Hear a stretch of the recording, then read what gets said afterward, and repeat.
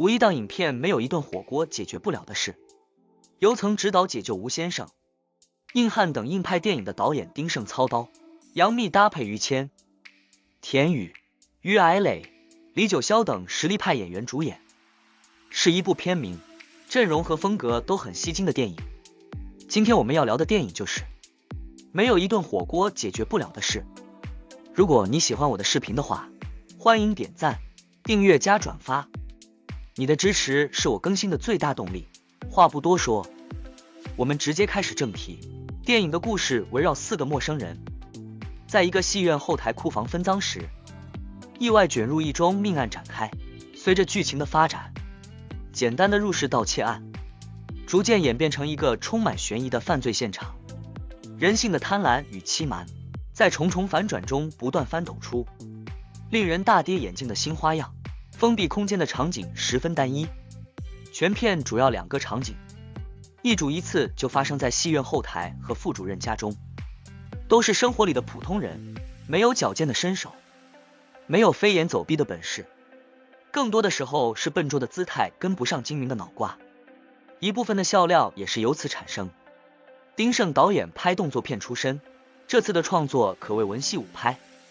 虽然情节推进极大程度依赖对话，但导演运用镜头的运动、音乐声效的配合，结合火锅、麻将、戏曲道具等物件象征隐喻大特写，将整个电影拍得十分热闹。川剧的演唱和乐器声音适时的衬托后台几人激烈的争斗发展，紧凑的锣鼓点随时推动着观众一惊一乍。随着案件推进，128分钟的时长里，塞进了每一个人物满满的前世今生和人前人后2副面孔，要是较真梳理，也算是信息量爆棚。和近年来许多悬疑影片一样，影片主打一个剧本杀式叙事，因为一条社区群发出又撤回的神秘信息，各怀鬼胎闻着铜臭味而来的各位主一问都不熟，一盘全有事，最后是越扯越大，从谋财到害命，又牵扯出前尘往事里更多的恩怨情仇。全片的主题，导演在一开始其实就已经点明，于谦所饰演的川剧老炮儿，一茬一茬的炫酷变脸，却变着破功露了相，半张脸谱挂在脸上，演不下戏去也藏不住尊容，留下几分好笑。整部影片后来的人物命运，也都是遵循着这个镜头暗示的内容。每个人都有不止1副面孔，3翻4抖，不断变化，就连3番5次乱入的 NPC 也有反转的重要身份。你说他黑色幽默，荒唐程度上也是不断升级，把整个故事每个人的前世盘清，简直就是集各种狗血于一身，一溜够撒进火锅里，好一通涮出个一锅乱炖。电影没有一顿火锅解决不了的事中，大量运用了火锅、川剧、麻将等川渝元素，作为叙事的重要辅助手段，既增强电影的地域特色，也进一步增强了观众的沉浸感。悬疑犯罪的背景下，这些地域元素可以成为解谜的线索或是情节转折的媒介，也为电影的叙事更添风味。火锅从起锅到沸腾，一次次在锅里打捞的过程如同打捞真相。火锅被分成9格，人物拉拉扯扯里也都是剪不断理还乱的纠葛，用麻将牌为人物命名，喜感十足。而麻将作为一种强策略性的棋牌游戏，丰富动作调度的同时，也为人物关系做出铺垫。导演还在其中加入了自己的几分重口恶趣味。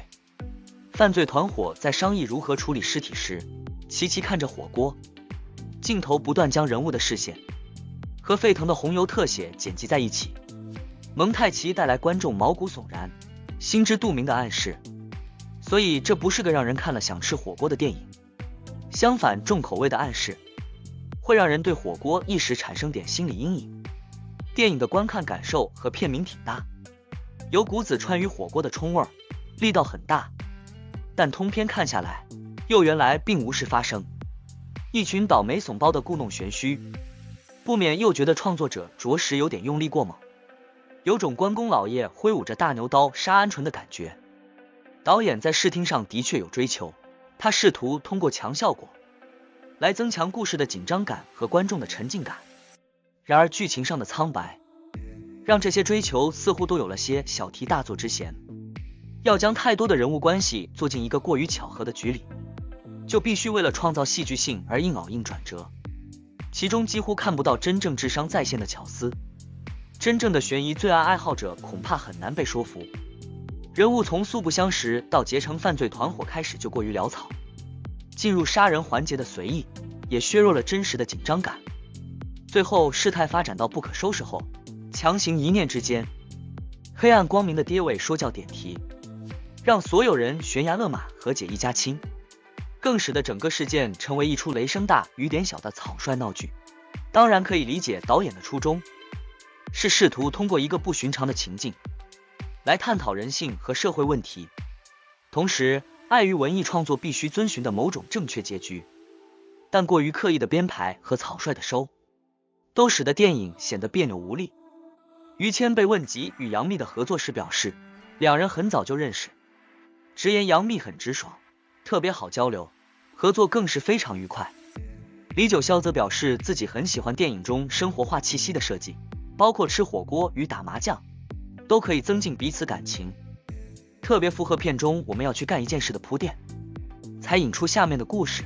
交流现场，于谦说自己拍电影有一个原则，我每拍一部戏之前都跟导演提一个小要求，把相声的元素完全删掉，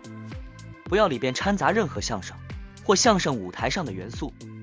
刻画人物对我来讲已经很不容易了，好不容易刚把观众带进角色里去，您一个相声元素又把人从角色里提溜出来，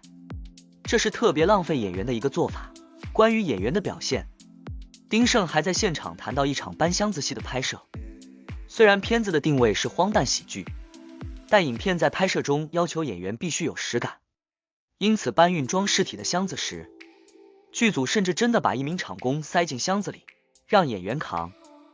好了，今天的电影解说就到这里了。如果你喜欢我是视频的话，欢迎点赞订阅哦，爱你们。